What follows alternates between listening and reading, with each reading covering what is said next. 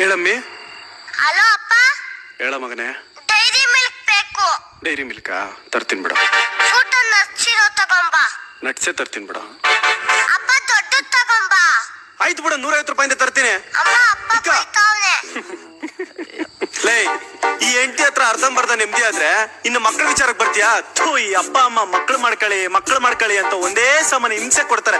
ಮಾಡ್ಕೊಂಡಿಲ್ಲ ಅನ್ಕೋ, ನಮ್ಮಮ್ಮ ಅಕ್ಕಪಕ್ಕದ ಮನೆ ಮಕ್ಕಳನ್ನೆಲ್ಲ ಗುಡ್ಡೆ ಹಾಕ ಬಂದು ಆಹಾ ಮನೆ ತುಂಬಾ ಮಕ್ಳಿದ್ರೆ ಏನ್ ಚಂದ ಅಂತ ಇಂಡೈರೆಕ್ಟ್ ಆಗಿ ಇಕ್ತಾಳೆ. ಕೇಳಲಿಲ್ಲ ಅನ್ಕೋ, ನಮ್ಮ ಅಪ್ಪ ಡೈರೆಕ್ಟ್ ಆಗಿ ಬಂದು ಲೇ ಮಗನೇ, ನೆಂಟ್ರಿಗ್ಲೆಲ್ಲ ಕೇಳ್ತಾವ್ರೆ ಮದುವೆ ಆಗಿ 1 ವರ್ಷ ಆಯ್ತು ಇನ್ನೂ ಮಕ್ಳೇ ಇಲ್ಲ, ನಿನ್ನ ಮಗನ ಗಂಡ್ಸೇನಾ ಅಂತ.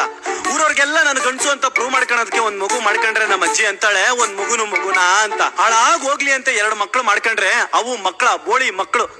ಮನೆಯಲ್ಲಿ 2-3 ಸೋಫಾ ಸೀಟ್ ಇದ್ರು ಒಂದ್ರ ಮೇಲೆನೆ ಕೂರ್ಬೇಕು ಅಂತವೆ.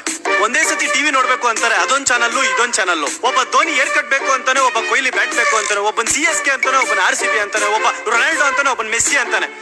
ಹಾಳಾಗೋಗ್ಲಿ, ಇದ್ರ ಕತೆ ಬಿಟ್ಬಿಡು. ಈ ನನ್ನ ಮಕ್ಕಳು ಓದಿ ದಬ್ಬಾಕೋದಕ್ಕೆ ಒಬ್ಬನ್ಗೆ 2 ಲಕ್ಷ ಫೀಸು, ಒಬ್ಬನಿಗೆ 4 ಲಕ್ಷ ಫೀಸು.